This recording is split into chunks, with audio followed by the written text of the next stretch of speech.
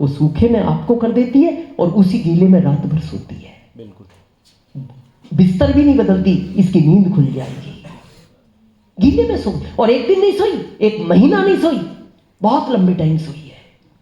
आपको पता है उसने आपके इन कष्टों को क्यों झेला है? इसी दिन के लिए। जब ये बड़ा होगा, जीवन में जितने कष्ट मैंने इसके लिए सहे हैं उससे ज्यादा आराम देगा ये मेरे को बड़ा होगा, इसलिए बड़ा करती है। और ये कहां चला गया? गुजरात।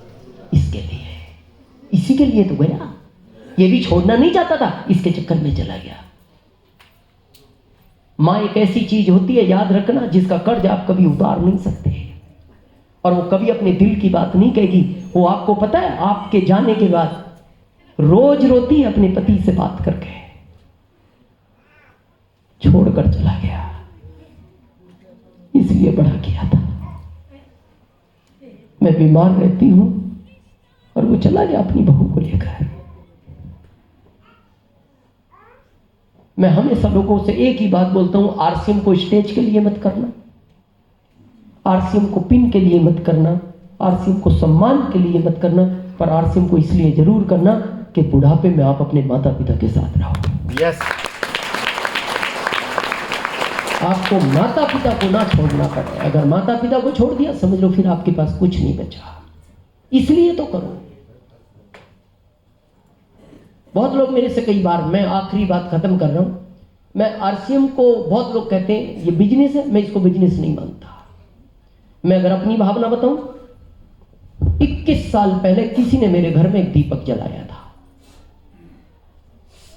अमन जी के यहां जलाया होगा, रंजीत जी के यहां जलाया होगा, अखिलेश जी के यहां जलाया होगा, बबलू जी के यहां जलाया होगा, या और जितने हमारे सीनियर हैं, किसी ने जलाया था। और उसने कहा मैं तुम्हारे साथ मिलकर और भी दीपक जलवाऊंगा। अब मैं आपसे एक बात पूछता हूं, यहां एक लाइट जल रही है, इससे अगर इस लाइट को कनेक्शन दे दिया जाए, इस लाइट को कोई फर्क पड़ेगा? रोशनी बढ़ गई क्योंकि इसने दूसरी को भी जला दिया, ये तीसरी जला दे और बढ़ जाएगी। हमें आरसीएम में अगर किसी ने हमारे घर दीपक जलाया है, तो हमें भारत के हर घर तक जाना है इस दीपक को लेकर। बिल्कुल।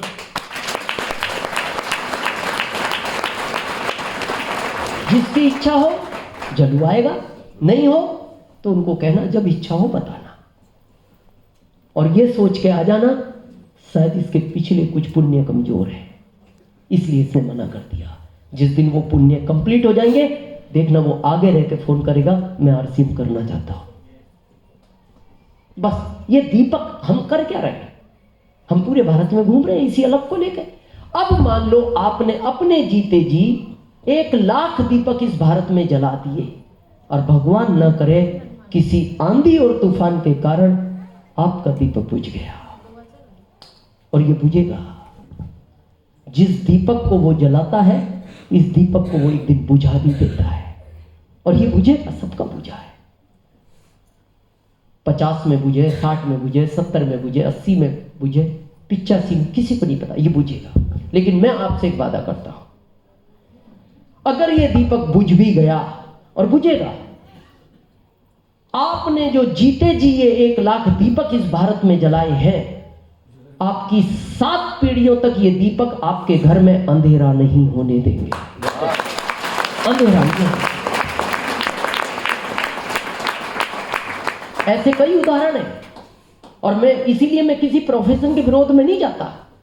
मैं सिर्फ एक प्रश्न पूछता हूं लोगों से, मान लो आप आईएएस ऑफिसर बन गए, आपकी सैलरी 1.5 लाख है, भगवान करे 3 लाख हो जाए। लेकिन मैं आपसे पूछता हूं, जब भी आपके साथ कोई घटना घटी, क्या गवर्नमेंट आपकी पत्नी को आईएएस ऑफिसर बनाएगी? नो। नहीं बनाएगी। फिर हमारा सीना इतना चौड़ा क्यों? फिर हम इसे बहुत हल्के काम में क्यों लेते? हम कहते आरसीएम कर रहे हो, नून मिर्ची बेचने का काम, वो पेस्ट बेचते हो। क्योंकि हम आईएएस ऑफिसर हैं, हम इंजीनियर हैं। अच्छा नहीं बनाएगी, ठीक है, पत्नी पढ़ी लिखी नहीं थी, नियम है, वो नहीं संभाल सकती जिले को, तो ये 1.5 लाख तो देगी ना हर महीने इनको? ये भी नहीं देगी। फिर ये सीना किस बात का जोड़ा है। मैं आज आपको एक गर्व की बात बताता हूं, है तो दुखद घटना पर आरसीएम के लिए गर्व की बात है। हमारे जौनपुर से एक पंकज चौहान जी मार्च में एमरल्ड हुए कोरोना के टाइम, और उनमें इतना टैलेंट था। आज भी आप जौनपुर में जाके किसी से भी पूछ लो कि अगर चौहान साहब आरसीएम नहीं करते तो वो आज आईएएस ऑफिसर बनते, इतना टैलेंट था।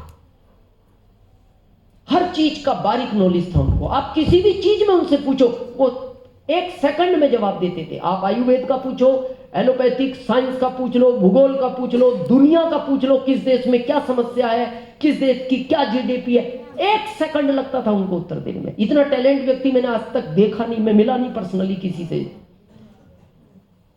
2006 की बात है, कोई दोस्त उनको मीटिंग मेरी थी जौनपुर में, वो ले आया और वहां से उन्होंने ये सोच के आरसीएम शुरू किया, पढ़ाई के साथ मैं आरसीएम करूंगा। यहां बहुत लड़के कर रहे हैं पढ़ाई के साथ, लेकिन बाद में उनको लगा जॉब नहीं करना, नौकर नहीं बनना, जब मैं मालिक बनने के लिए सिस्टम तैयार है, मैं मालिक बनूंगा।